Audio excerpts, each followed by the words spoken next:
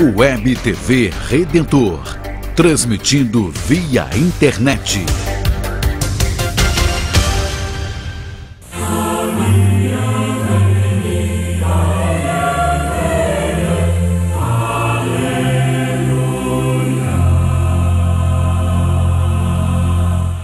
Caríssimos amigos e irmãos, a paz do Senhor Jesus Cristo ressuscitado, presente no meio de nós, seja com todos vocês. É uma alegria poder chegar até vocês e peço que a ação do Espírito Santo ilumine o coração e a vida de cada um de vocês, para que também nesse final de semana a palavra de Deus que nós estamos ouvindo na liturgia e os acontecimentos que marcam a nossa caminhada de igreja possa estar muito presente no coração de cada um.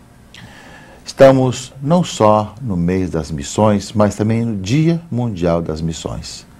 Esse final de semana, no sábado e domingo, nós estamos celebrando o Dia Mundial das Missões, juntamente com o tema desse ano, Missão e Ecologia, que faz parte do tema justamente aqui do Brasil. E nesse final de semana nós temos a coleta pelas missões. Coleta que nós temos todos os anos, que nós destinamos às missões da igreja, né, nos dias 22 e 23, como está marcado no cartaz do mês das missões. E o Papa Bento XVI mandou para esse Dia Mundial das Missões a sua mensagem, como acontece todos os anos. E nesse ano, a mensagem do Papa Bento XVI é sobre o trabalho missionário. Assim como o Pai me enviou, também eu vos envio a vós. É João 20, 21. Assim como o Pai me enviou, fala Jesus, eu também vos envio a vós. É o tema que o Papa escolheu para esse Dia Mundial das Missões. É um pouco também o tema que ele escolheu para a Jornada Mundial da Juventude, né? É um outro texto, porém, esse mesmo sentido. Ide e fazer discípulos entre todos os povos. Que aqui no Brasil, com a campanha da Fraternidade sobre a Juventude 2013, também tem a resposta, eis aqui, né, envia-me, né, justamente o jovem que vai responder, né, à sua disposição de ser enviado, né. Então a palavra de Deus nesse meio das missões é para suscitar entre nós essa necessidade, essa disposição de sermos enviados em missão e vivemos em estado permanente de missão. E dentro da mensagem do Papa Bento XVI, para esse Dia Mundial das Missões, ele comenta, no final da sua mensagem, sobre os trabalhos sociais que também os missionários fazem nas nossas regiões missionárias. Portanto, o dinheiro do Dia Mundial das Missões tem uma aplicação tanto para a evangelização, construção de igrejas, centros paroquiais, centros missionários, como também de trabalhos de questões sociais, como hospitais, questões que ajudam a população local, etc., que sempre fez parte da preocupação da Igreja Católica Apostólica Romana. Ou seja, onde vai, sempre procurou levar justamente o desenvolvimento, ele sempre procurou levar as questões sociais, como sempre, né, e começou com o trabalho da Igreja, tanto sociais que depois, evidentemente, são assumidos pelos governos, como o caso das Santas Casas, hospitais, universidades, questões de assistência médica, questões de água, questões as mais variadas, né, que a Igreja vem assumindo historicamente. Inclusive, no final desse ano, em dezembro, teremos aqui no Rio de Janeiro, juntamente com a Feira da Providência, toda uma exposição sobre os trabalhos sociais da Igreja, que sempre primou por isso, embora nem sempre isso é muito visto, muito noticiado, e nem sempre é contemplado quando se fala da história da Igreja, ou história da humanidade, desses trabalhos sociais que a Igreja sempre fez, e por onde passou, deixou sua marca com a questão social e trabalhos de assistência social e de promoção também da pessoa humana. E ele lembra justamente isso no final da sua carta, na sua mensagem para esse Dia Mundial das Missões. Inclusive eu vou ler um trechinho que ele fala sobre isso daqui. Ele fala justamente que trata-se, né, da solidariedade. A evangelização é um processo complexo e inclui vários elementos, diz o Papa. Entre estes, uma atenção peculiar da parte da animação missionária sempre foi dada à solidariedade. Isso está no finalzinho da sua mensagem para esse final de semana. Este é também um dos objetivos do Dia Missionário Mundial, que através das pontifícias obras missionárias solicita a ajuda para a realização das tarefas de evangelização nos territórios de missão. Trata-se de apoiar instituições necessárias para estabelecer e consolidar a igreja mediante os catequistas, os seminários, os sacerdotes e também de oferecer a própria contribuição para o melhoramento das condições de vida de pessoas em países nos quais são mais graves os fenômenos de pobreza, subalimentação, sobretudo infantil, doenças, carência de serviços médicos e para instrução. Isso também faz parte da missão da igreja. Anunciando o evangelho, ela toma peito à vida humana em sentido pleno. Não é aceitável, afirmava o servo de Deus Paulo VI, que na evangelização se descuidem os temas relativos à promoção humana, à justiça e à libertação de todas as formas de opressão, obviamente, no respeito pela autonomia da esfera política. Não se interessar pelos problemas temporais da humanidade significaria esquecer a lição que vem do Evangelho sobre o amor ao próximo que sofre e está em necessidade. São palavras do Papa Bento XVI, lembrando desse Dia Mundial das Missões, da coleta das missões que se faz, do nosso trabalho de evangelização e as preocupações com relação a toda a questão também social. Que, aliás, caríssimos irmãos e irmãs, é um pouco a questão que nós escutaremos na liturgia desse final de semana.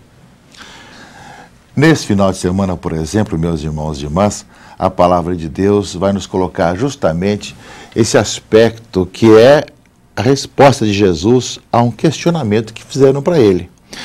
Mestre, qual é o maior mandamento da lei? Isso está no Evangelho de Mateus, capítulo 22. E Jesus vai responder: amarás o Senhor teu Deus de todo o teu coração, de toda a tua alma e com todo o teu espírito. Este é o maior e o primeiro mandamento. Portanto, a busca e o encontro com Deus. E o segundo é semelhante a este: amarás o teu próximo como a ti mesmo. A questão do relacionamento com o irmão. E o amar o próximo, sabemos, quando pergunto para Jesus quem é meu próximo, o que ele vai responder sobre a questão do samaritano, por exemplo.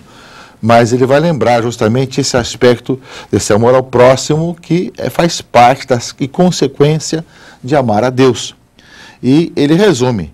Nesses dois mandamentos se resumem a lei e os profetas. Se resume toda a escritura conhecida de então. A lei e os profetas, né, é a maneira de se falar da Bíblia na época.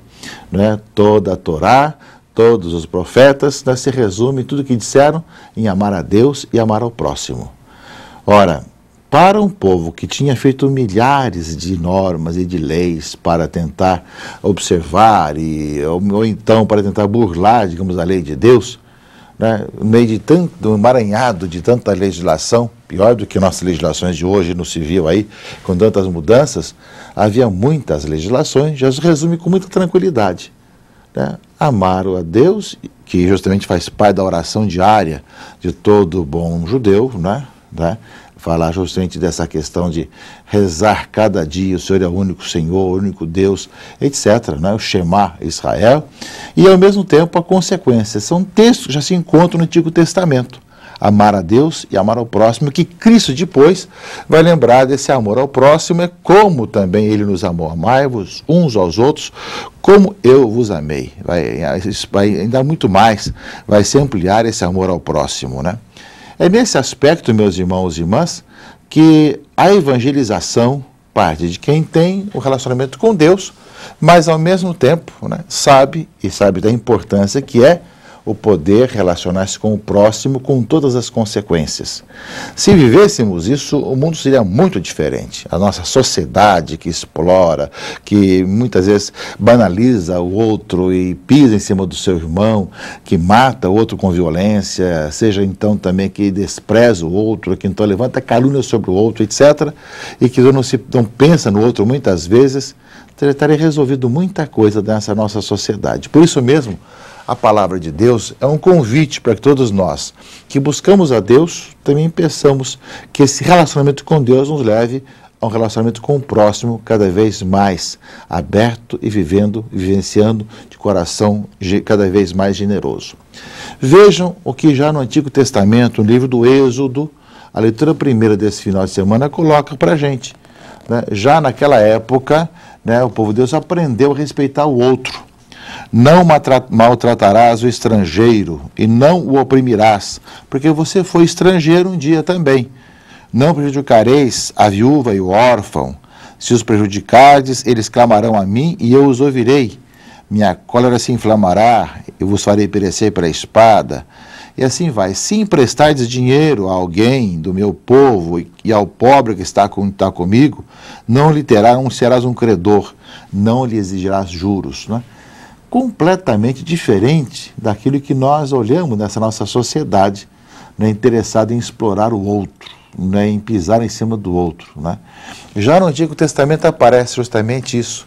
Dias atrás eu recebia uma palavra, recebia um texto, né, dos ciganos, dizendo como eles não são considerados no país, como eles desejam ser considerados, ser respeitados, etc., enquanto povo, enquanto direitos, etc. E realmente nós vemos que não só, mas tantos outros grupos, não é? Às vezes étnicos, muitos grupos de pessoas, muitas situações não são respeitadas. E para aqueles que têm fé, que buscam a Deus, são chamados a olhar o outro e dar também, dentro do seu país, né, lugar de respeito, de respeitabilidade. A sociedade, o mundo de hoje, vive caminhos contrários a isso.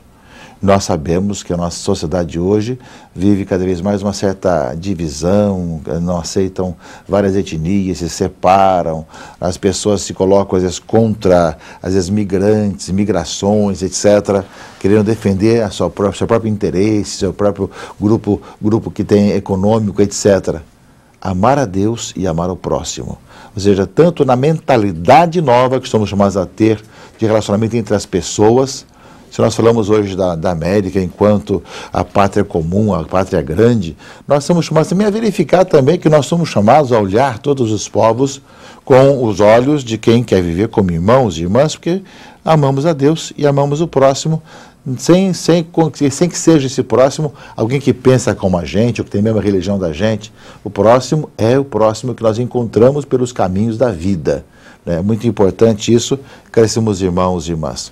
E depois temos a segunda leitura, primeira carta de Paulo aos Tessalonicenses, que vai lembrar um pouco que como os Tessalonicenses, vivendo essa imitação de Cristo, vós vos fizesse imitadores nossos e do Senhor, ao receberdes a palavra, né, apesar das tribulações, dificuldades. E se propagou a fama da vossa fé em Deus, de maneira que não temos necessidade de fazer dizer coisa alguma, e também do acolhimento que vocês tiveram. Também Paulo fala justamente dessa importância de poder viver essa fé em Deus e saber acolher, saber conviver um com o outro. São consequências da nossa vida em Cristo Jesus.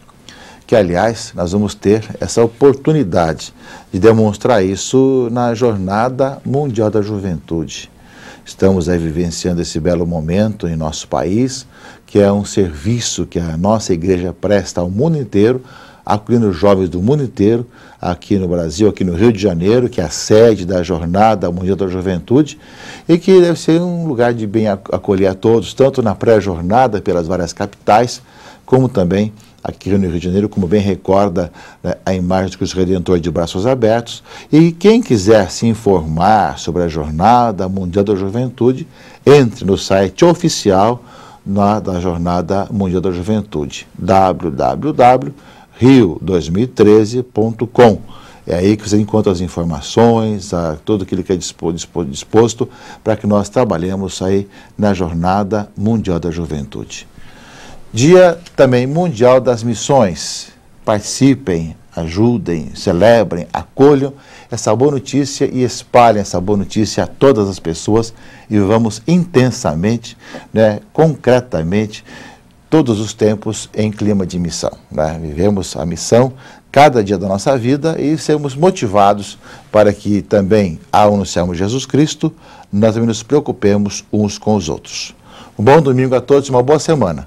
Abençoe-vos o Deus Todo-Poderoso, Pai e Filho e Espírito Santo. Amém.